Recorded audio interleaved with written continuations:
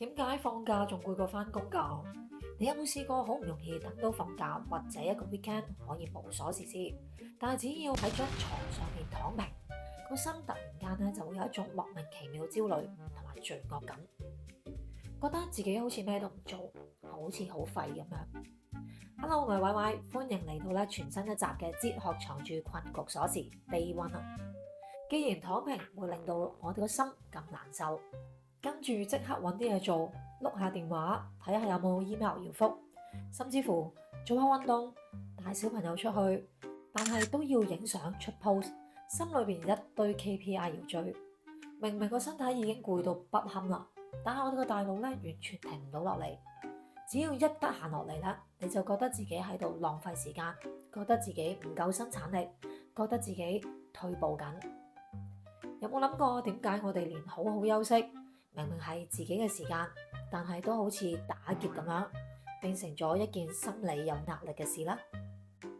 如果你都產生過呢個想法咧，呢2個星期嘅主題內容，哲學藏着困局鎖匙啦，我想話俾你聽，呢個唔係你個人嘅問題，而係我哋喺世代集體嘅精神困局。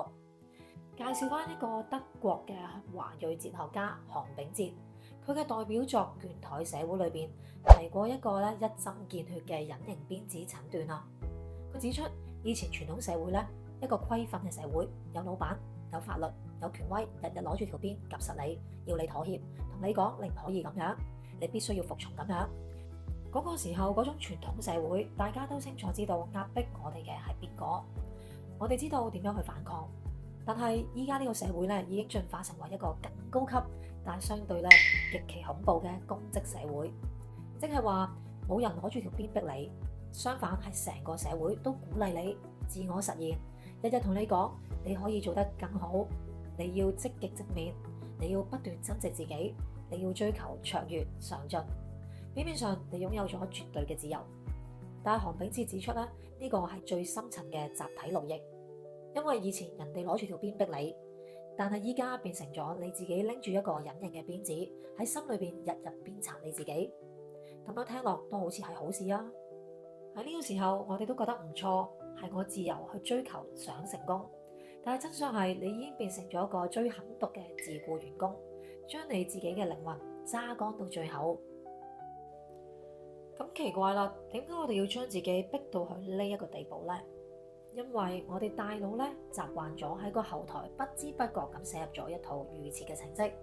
個程式係咁樣寫嘅：我必須不斷產出先有價值。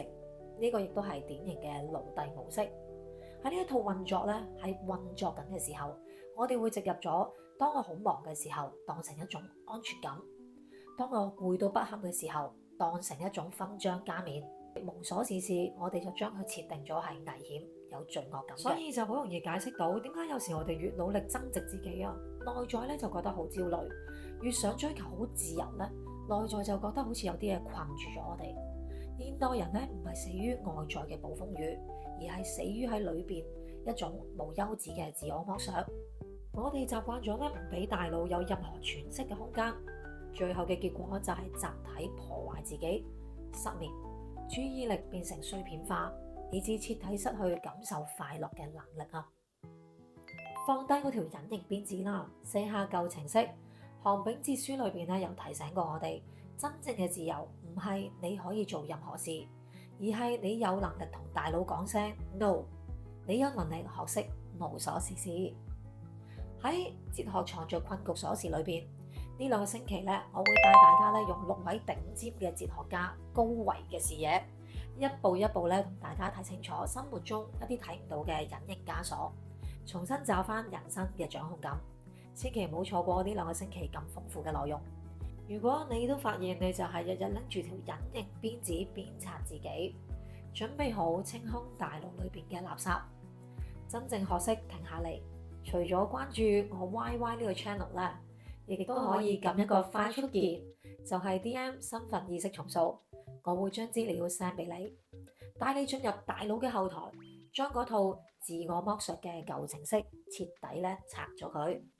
下一集嘅內容都非常之精彩，就係傾下薩特存在主義，點解你總係中意講我都唔想，為咗生活冇辦法？